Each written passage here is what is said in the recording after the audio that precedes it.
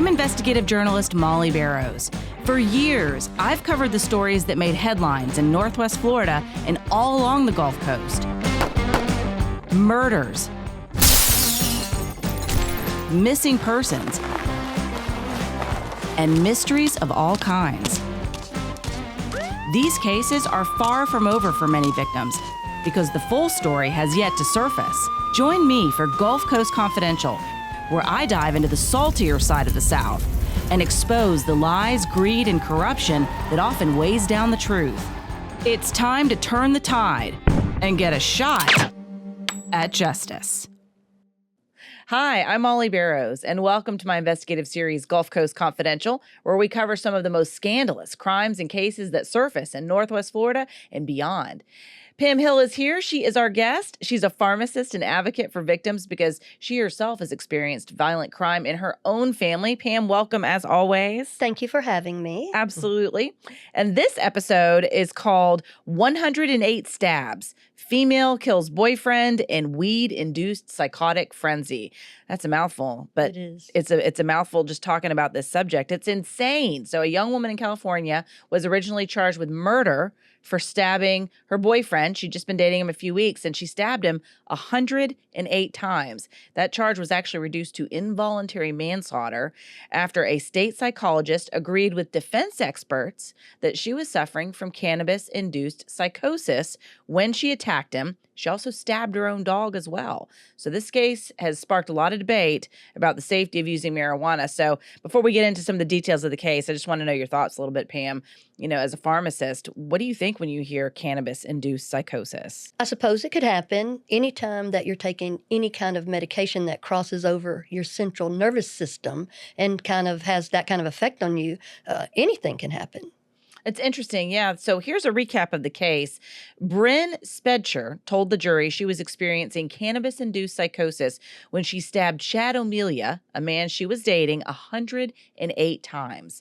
Now, a jury agreed, and she was actually convicted of involuntary manslaughter, but was only recently sentenced to just 2 years probation and 100 hours of community service. She could have actually faced 5 years in prison, but she didn't get any prison or jail time. She got 2 years probation and 100 hours of community service. I've never even heard of community service for what was once a murder charge. And this happened in 2018 at O'Melia's condo in Thousand Oaks. That's a city near Los Angeles, California. Spedger was 27 at the time, and O'Melia was 26. She'd actually gone to his place that night to see him, and according to prosecutors, to actually smoke some marijuana with him. So Spedcher and O'Melia, they'd been dating for several weeks after they met at a dog park that night when they were hanging out at O'Melia's apartment. Spedcher took 2 hits, she said, from O'Melia's bong, and she testified at her trial in December that after she took that second hit, she began to hallucinate. She believed she was dead, and she watched herself as if from outside her body, she said, pick up 2 knives and watched her hands with those knives stab both her dog and her boyfriend. And then she said everything went black. Well, while she blacked out, Spedcher began stabbing herself in the neck with a long serrated bread knife. Her dog survived being stabbed. She survived being stabbed. O'Melia did not. And the only reason she was even captured that night is his roommate was there. Upstairs in the condo unit, he came down when he heard the commotion to see what was going on. He saw it, and he called police, and police body cam footage caught the arrest, essentially, and it took a lot to take her down. Police tased her 4 times, and she seemed to have no reaction. She was still holding a knife, wouldn't let go, and police hit her with a retractable steel baton 9 times just to get her to drop the knife, and her arm was actually broken in 5 places.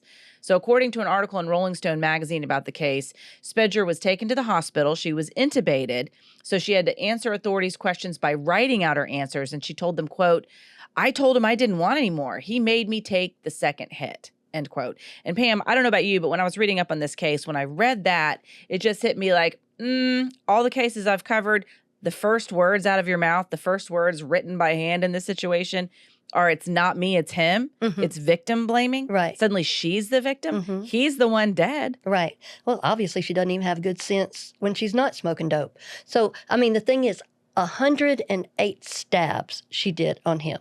I went home, you know, my sister was stabbed. Yes. And bludgeoned and beaten. And it does something to you to think about somebody being stabbed one time. So I went and I sat on my couch in my living room And I can't even stand to use a big knife anymore. I hardly will cut anything.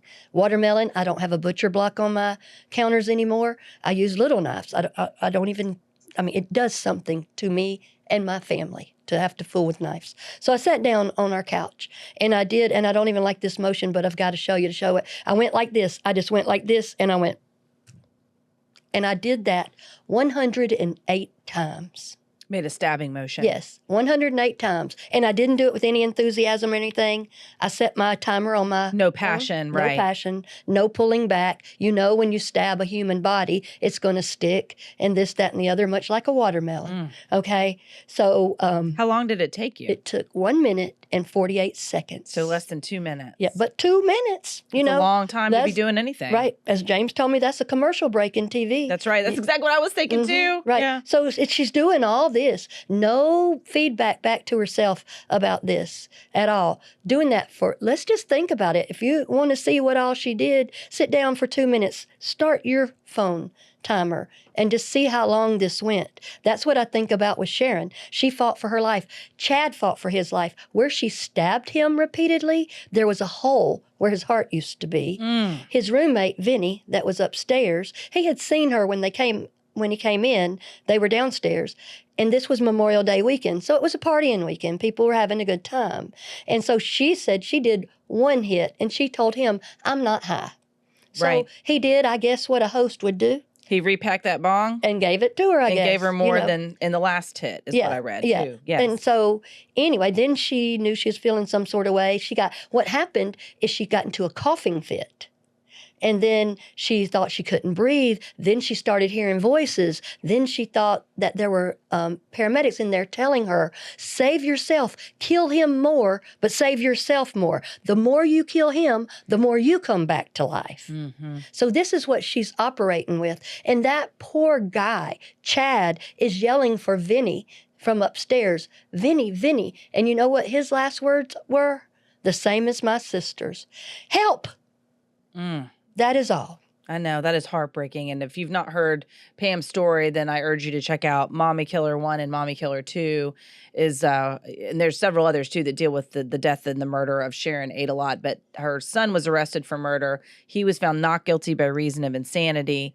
He also was diagnosed with schizophrenia, but he also, as we later found out in researching Sharon and Brandon Adelot's case, your sister and your nephew, is that he had been selling and using what we believe is spice, right? Which is synthetic marijuana essentially, and it may have triggered his psychosis, if you will. But certainly that's a fascinating case, and I thought about that when I was reading up on this particular case. 108 stabs, how she just kept on and wouldn't stop. She was hearing voices. It did remind me so much of what Brandon said he did to his mother. Oh yeah, and that will haunt me forever. It will haunt the O'Melia family forever, because narratives get set up on this. You still, regardless of what she's doing or what have you, she's still alive.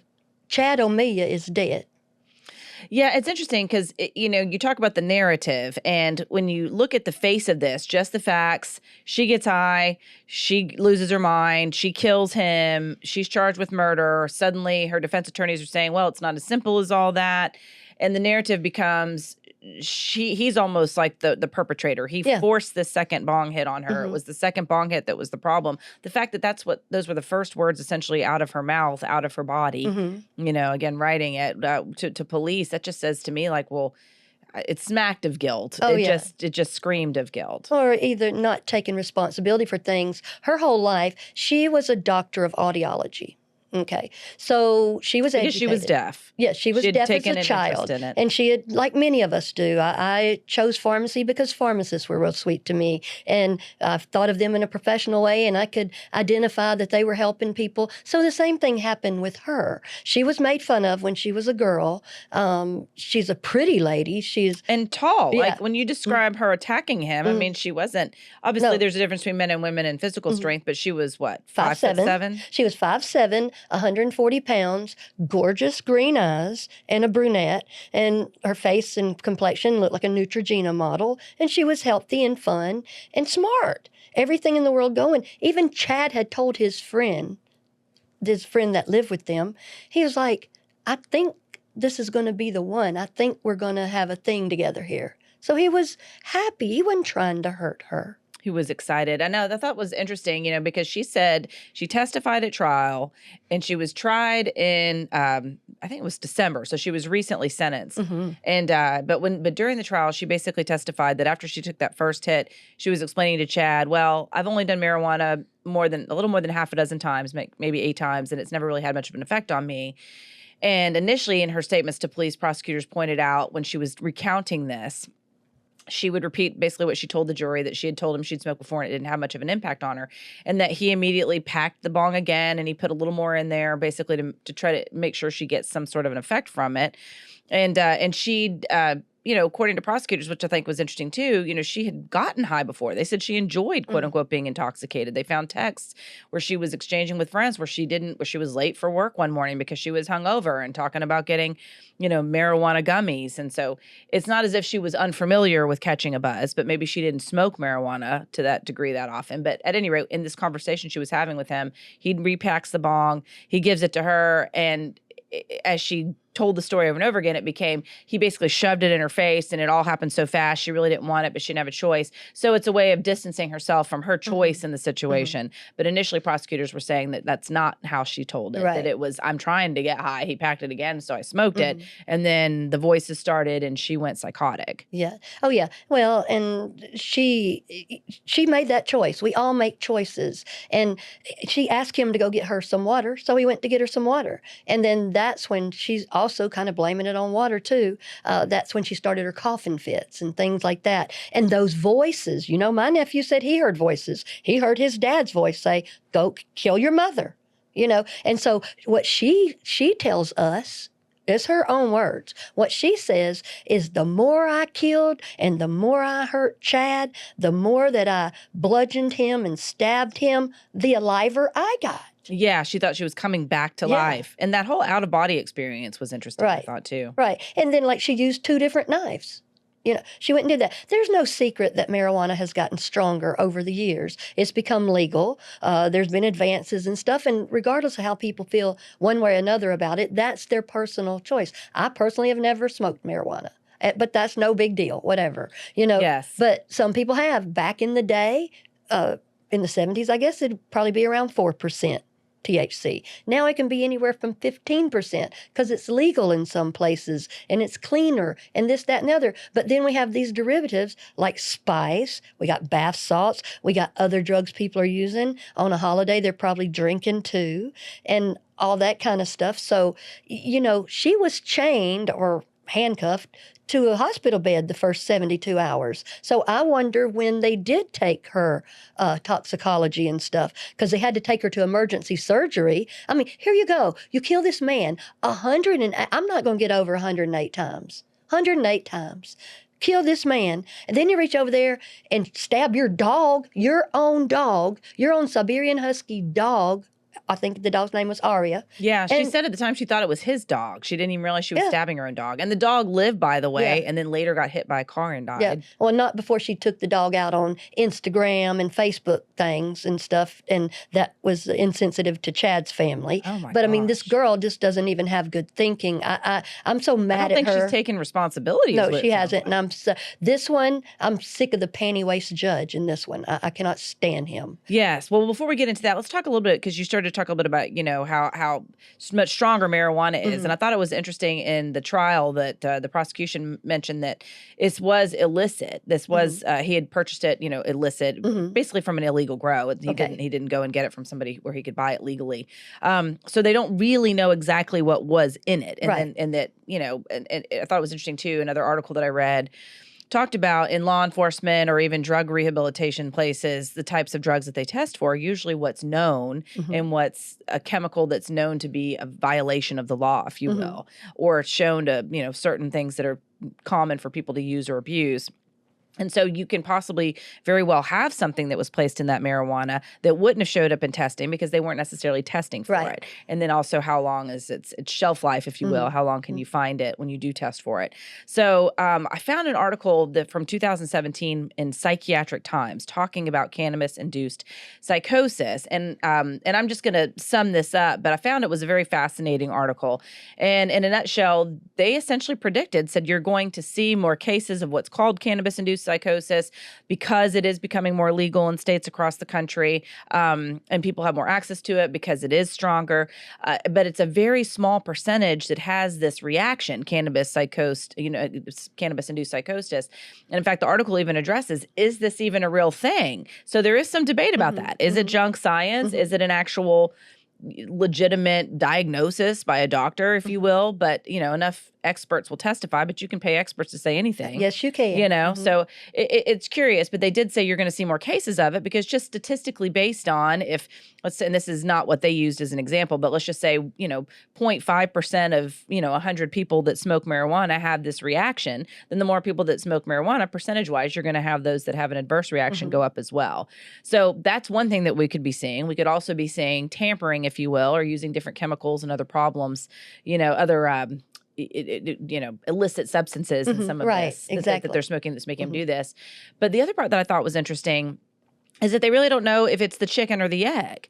Was the psychosis already there? Were there already the signs of mental illness that maybe that were just latent and the marijuana and whatever chemical was in there triggered it? Or is it that caused the psychosis, and once they quit smoking marijuana, it's not there anymore? Right. So that's part of the debate too, but they definitely said there was a connection between marijuana and schizophrenia, but they don't know if that's schizophrenics who are just starting to show symptoms and they're using it to self-medicate and it exacerbates their situation, or is it something that that the marijuana actually caused? Right. And they're leaning towards that's already there, and the marijuana just may send them over the edge. Yeah, that's what I think. Because a lot of people. So how do you decide on this? A lot of people have depression and anxiety and neurosis. All of us have neurosis. Thank goodness not many of us have psychosis. Psychosis is where you can't tell reality from non-reality. Neurosis is where we get a little bit, exaggerated about something, like if we're out on a boat and some water comes in, I don't automatically go to, oh, this is going to be like the Titanic. I go, some water's getting in the boat. We might need to make sure the plug thing's there. And to get a little bit nervous or something, that's neurosis. You still know the difference between reality and non-reality. But usually the drugs that bring out those already existing mental illnesses or what have you for people are things like cocaine, crystal meth, the stimulants. And then like with spice, how you were talking about being able to test. These people that make these drugs like bath salts and spice, they know how to make them to where they just change it by one molecule. That's and it cannot be detected on a little cheap test at a little 12-step. Or it's not against the law because that hasn't been worked into the legislation. It has to be a certain chemical formula. It's brilliant in a very sad way. It's very brilliant. I feel like that's what happened with Brandon. The spice was undetectable because it's made in other countries, and they're smart too. They know how to change the molecules so something else will not be detectable. So, I mean, the bottom line is we choose to do what we do. She chose to smoke marijuana or what have you. It doesn't sound like he made her do it. And this is what happened. And I don't think they would really even know what her past was, the way that her family set up and tried to tell the story like she was as pure as the driven snow. Right. And here was this guy that was just pushing this second hit on her, and it was all his own fault. But that's what I thought was interesting reading this Rolling Stone article. They talked to the defense attorneys a little bit, as well as the prosecutor in the case. And the defense attorneys were saying, listen, the prosecution came at this almost like it was a DUI case. Like DUI manslaughter. You chose to drink, you killed somebody, whether that was your intention when you got out on the road, you chose to drink, you chose to get behind the wheel. And they said the reason that approach didn't work, or they felt like in this case, is because she did not know she was going to have a psychotic reaction. She didn't realize it was going to have that effect on her. She had no way to foresee that this was going to impact her like it did and cause her to have the reaction that she did, which is killing him. So I thought that was interesting, but that's why they said they felt like she deserved to not go to prison, that to be found, not guilty. But she was convicted of involuntary manslaughter and could have been sentenced up to 5 years in prison, but the judge bought apparently what the defense said, hook, line, and sinker, and was like, you're right, 2 years probation, 100 hours of community service. I mean, if I'm her family, that's devastating. And you know what that feels like, because Brandon was found not guilty by reason of insanity. He's been, for the past 10 years since Sharon's murder, he's basically worked his way through the system. And now the state is saying that he no longer meets the criteria to be held in Florida State Hospital, which is where they send the criminally insane, that he is capable of not necessarily being out of his own, but going into a group home potentially, and seeing if he can manage to take his medications and follow the rules without somebody mandating all of that. So we'll see, but it's frustrating because it doesn't bring your sister back to life. It doesn't it doesn't take out the knife blades that he plunged into her skull and her eye socket. And I'm sure that's what the Amelias are feeling too. Their family member, their son, their brother, their loved one is still cold dead in the ground, whatever her motivations were. She is the one who chose to smoke that. Yeah. Well, I'm just about tired of everything in the legal system being, well, we couldn't foresee it, so they have zero culpability. I don't care. You've got sense, and you've made a choice to do that. Anything can happen if you do anything. What happened to people that go, I was wrong, I did that? Have some sort of mea culpa and go, I deserve to go to jail. I killed. Now, she's out here. She's gotten away with murder, and this sets a very dangerous precedent for in California and anywhere else. That judge just basically said, hey, have at it, y'all. Go out there and dope it up and do what you want to. Whatever you do, just come on in here. Make sure you're pretty. Make sure you ain't no man. Make sure you're white. You got to be white. And you got to have some money. And you got to have a college education. Otherwise, all you other suckers, you just get what you get and you don't throw a fit. But if you, like this girl, come on in. Because that judge, let me tell you what he said. Judge David Worley said, from that point forward, she had no control over her actions from the moment she smoked marijuana.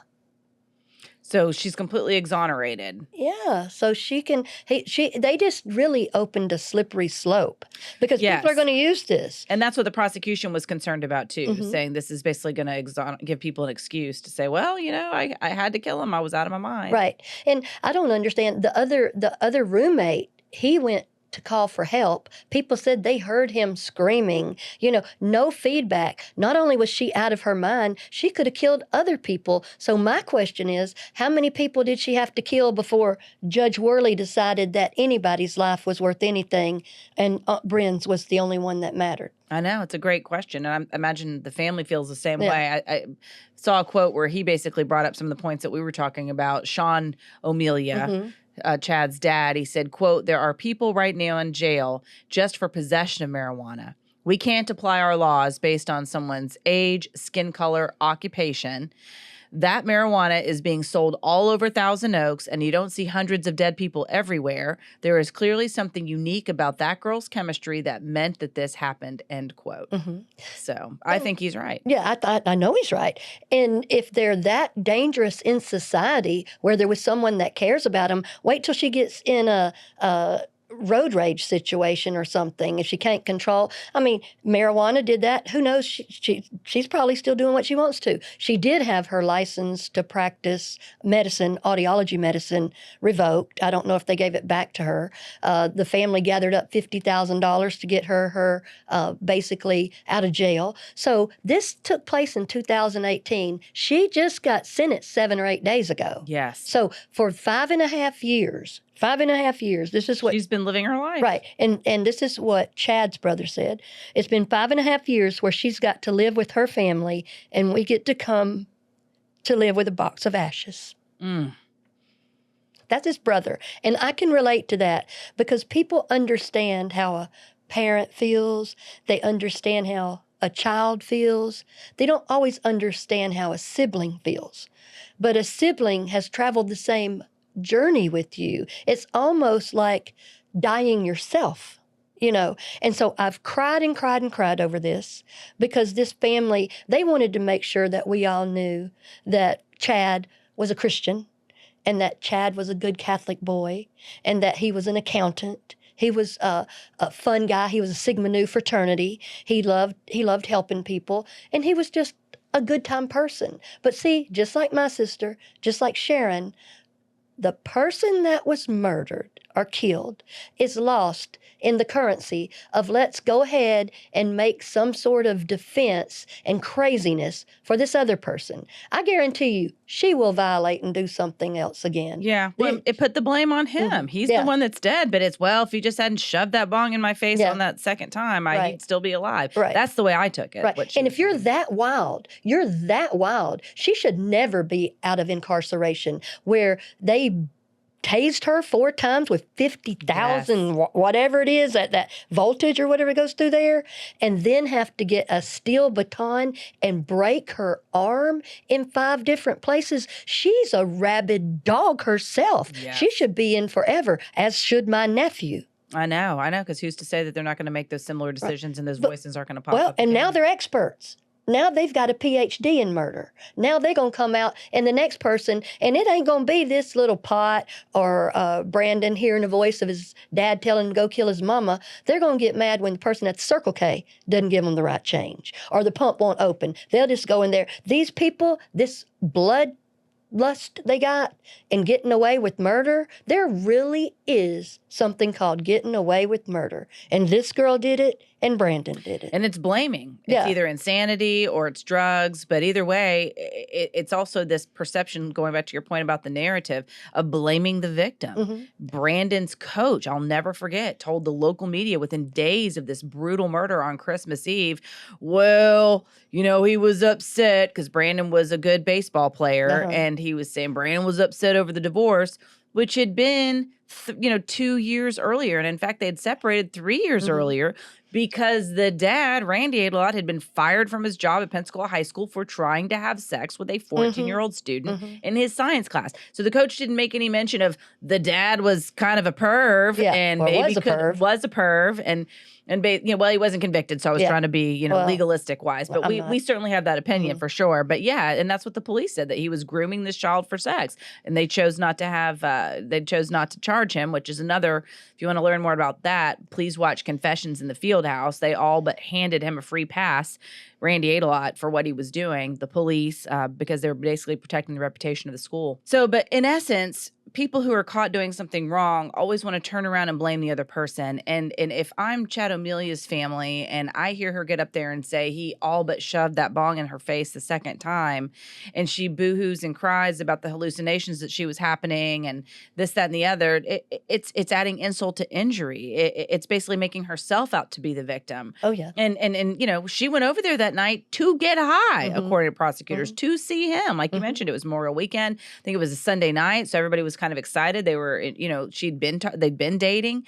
So all of a sudden he went from being boyfriend material to being provoking her to kill him. It's his own damn fault, is how I took it. Yes. And that happens a lot with the narrative. And don't think they've had 5.5 years. Her family rallied the troops behind her and just kind of whitewashed the whole thing. And like I said, she's free just to go everywhere, traveling with her dog. The scarf that she wore to one of her arraignments, she made sure that she had that scarf on in some Instagram pictures. And when Chad's family saw it, it broke their heart, and they thought, their child is dead, and these people have no shame. When you don't have any shame, you'll do anything. You just don't care, apparently. But if I was her family, I would be worried about that she will do it again. Her very best thinking got her doing that, and just like with Brandon, I think about that. People better be very, very careful. When people show you who they are, you should believe them. Yeah, this all happened when things were going good. Yes. Imagine what happens when they have some challenges in Exactly. Well, Bryn, let me tell you what she said, the killer. She said her voices kept telling her to keep fighting, keep doing what you're doing. The more violent that she was, the more she felt like she was coming back to life. She said that. Then she told Chad's family, my actions have ripped your family apart. I'm broken and aching inside. I hurt that you will never see Chad again. Well, way to make it all about yourself still. Exactly. That's how I took it too. Exactly. And then Sean, the daddy, he said, I've gotten a life sentence without my son. He was just a kind human being. I know, 26 years old. She was 27 at Right. the time. And that's how I feel about my sister. That and the goings on and the court proceedings and the verdicts and stuff. We have been given a life sentence. Nobody's mitigating for us. I can't even mourn my sister because we're still in court all the time. And that's one thing I will tell people that have met with this horrible situation that happens in your life. When someone in your family gets murdered, you better talk to some professionals to get the narrative out there, because everything was wrong from day one with my sister, and everything was wrong on day one with this family, with Chad's family. You're right. And we live in a day and age when salacious stories make headlines and people are scrambling for any bits of information. And her family was smart enough, if you will, or savvy enough to start putting out the narrative and capitalizing on her youth, capitalizing on the fact that she's a female, capitalizing on the fact that she was young and pretty. Mm-hmm. And certainly the judge seemed to, all those things endeared him to her to him. But it seemed like if it had been the other way around, if Chad had been the one to take that second bong hit at her hand and then he lost his mind and killed her, I don't think we'd even be having this conversation. We wouldn't. But They would have already put him under the prison. Right. But so this is where I think judges need to be held accountable. And his peers should go, where was your brain? That can't be like that. Because, I mean, did he have zero empathy or concern for Chad and his family? Or he may just be an animal lover. I mean, this thing, she went and made sure she kills a man and hurts an animal and tries to hurt herself. And then learns how to be a spinner of yarns extraordinaire. Absolutely. So what are your takeaways from this? Is that to make sure if you're tragically, hopefully nobody will be involved in something like this, but if they are, to definitely get your point of view out there. Definitely. Well, I always say this. I firmly believe in the YET Society, Y-E-T. You're eligible too. Anytime you think this can't happen to your family, it can. It happened to mine. It happened to his. All kind of horrible things happen. And most of the time, people try to deal with things within their family because they don't rise to this level of murder or other horrible things. People like, something bad happens, they all cluster together. You have to admit when you've done something wrong. I mean, we're Christians. We know that. You can't just walk around and go, whew, I got away with killing him. Right. Now let's see what I'm going to do next Memorial Day weekend. Hide and watch. Right. Unbelievable. So I really just believe that, thank God we don't know what to do. I did not know what to do in the immediate throes of this, but I just had the other day, through doing this program, one of our listeners contacted me and said that a family she knew had a child that was murdered, and they really did not even know where to start emotionally. Not that I'm an expert or anything, but when you can tell someone, I can feel what you're feeling, not instead of you feeling it, but I can feel it too, and just sit there with them and just help them with the journey. That is powerful. I begged for that person. There'd be times when I would cry and go, God, just send me someone that knows what to tell me what to do. Right. I know. It is. It's tough when you're in the throes of grief, and especially when it's brought on by violent crime, something so unexpected. It's a jagged wound. I just hate this so much. I hate this so much, and I hate that the family is left like that. Now, in one redemptive thing, Bryn's father reached out to Chad's father, and he basically told him, I am so very sorry. And he meant it. And Chad's dad, he said, I felt that he meant that. That is beautiful. At the end of the day, that is a good takeaway, for me in this story too, is like sometimes no matter how serious the crime or how minor the crime, people just want to know that their pain matters, that they've been heard. And for his dad to reach across the aisle like that and say, I'm so sorry for your loss, and for him to feel that connection, that is an important part of the healing process, just to be heard and be seen. And Chad's dad accepted it. You have to be ready to accept, because he was a man that he was talking to another man, and he saw his pain. Absolutely. All right. Well, Pam, anything else you'd like to add? Lord, No, I'm good right now. All right. Well, thank you. Thank you for joining us. And thank you for joining us on this episode of Gulf Coast Confidential. I'm your host, writer, and producer, Molly Barrows, with co-host and researcher Pam Hill. And a big thank you, as always, to our director, editor, and production engineer, James Roy. You can listen to more of Gulf Coast Confidential wherever you listen to your favorite podcast. And don't forget to watch on the Gulf Coast Confidential YouTube channel as well. And like and subscribe. We'll see you next time.